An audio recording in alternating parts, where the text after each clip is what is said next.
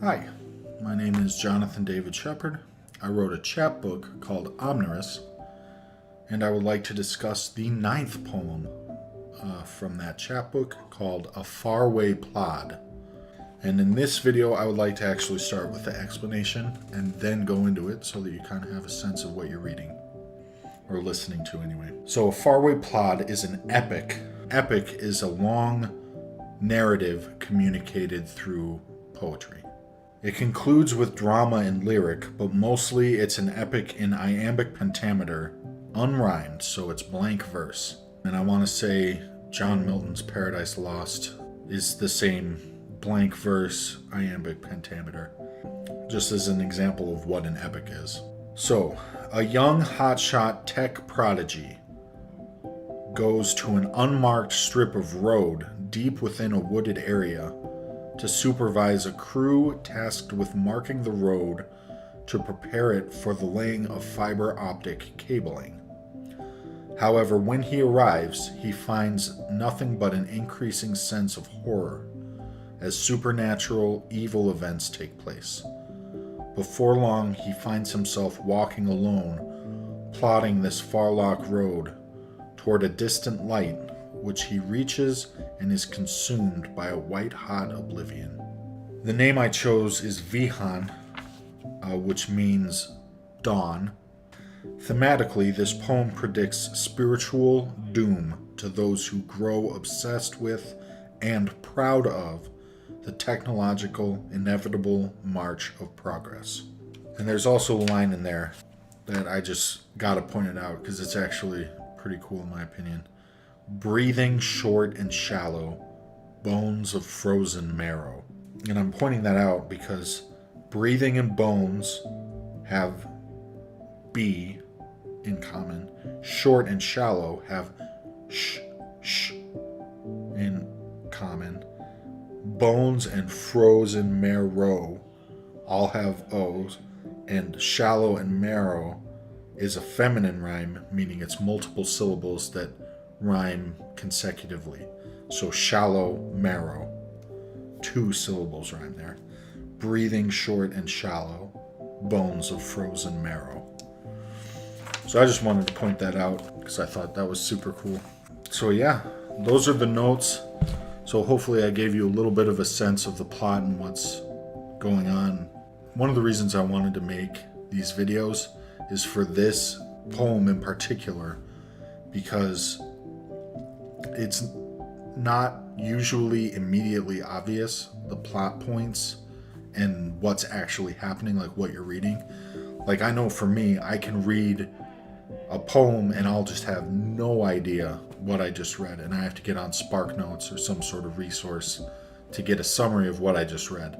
Almost to the point that it's worth it to just have the summary and read it first, and then you'll have some understanding as you give the actual poem a read. So, with all that being said,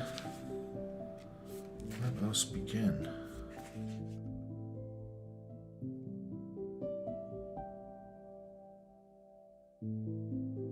There was a stretch gone unprepared of paths, Farlock Road for fiber optics lacking, appearing not on any map by sky or ground, an unknown place to be surveyed. The prodigious Vihan was assigned it, bright and young and new as the dawn. He went to meet a crew and start his first employ.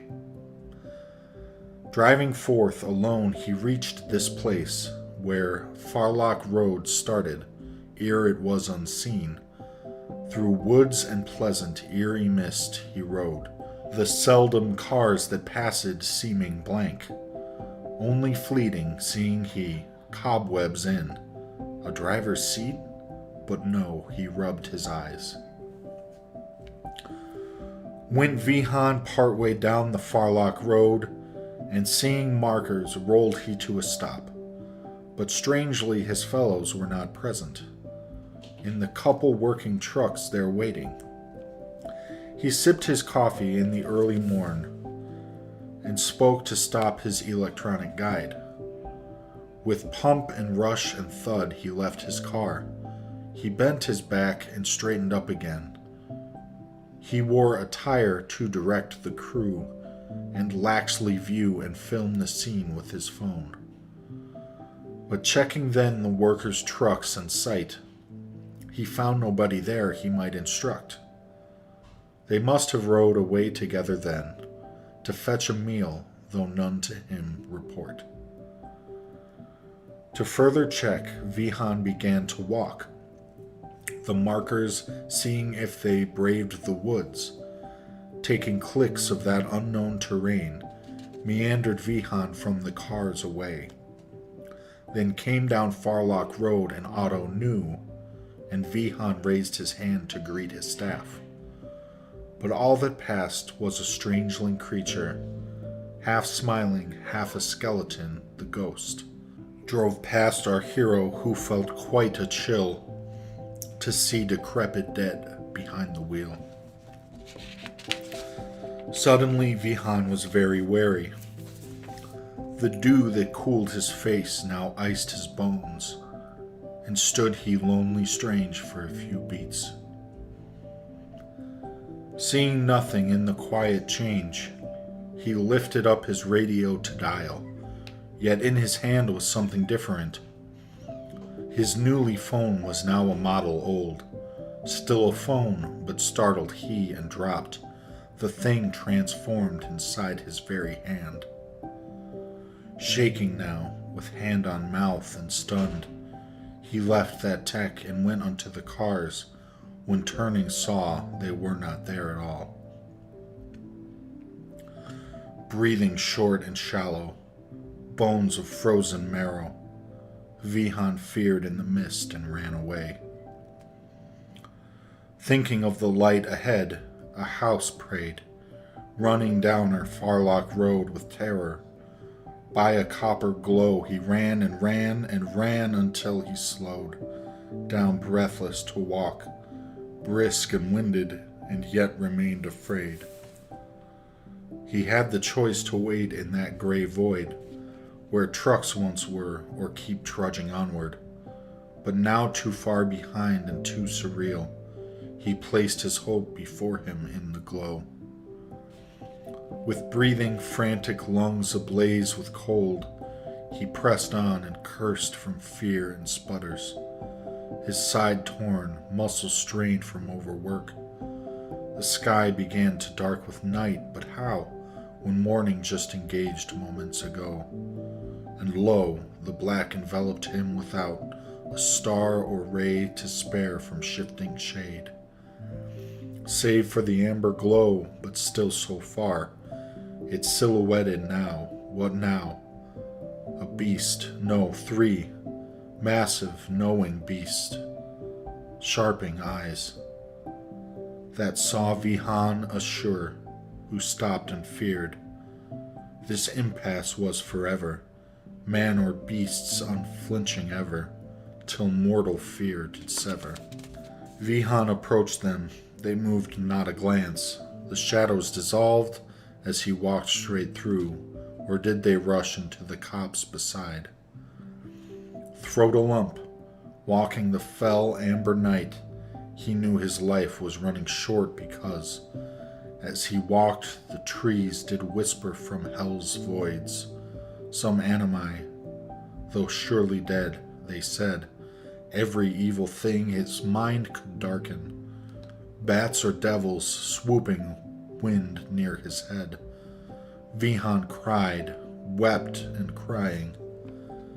All I wanted was a little power, some enough to live the life I wanted. Every moment focused on the prize. The perfect truth is all I prayed to find, for naught. And all my years a waste for now, my first breath on my own to live. Oh God, now death has come to claim me after all. Myself is manifest on roads untrod, I eternally a Afarway Plod. These shadows cutting up my blood, for wanting to be God. Still I walk, and the glow becomes stairs, upward trudging into brilliant light, then turning white burns off my hairs, bleached as bright as day. But no surprise, though all is white, there is nothing else. I know that I'll be in this sight, eternally false.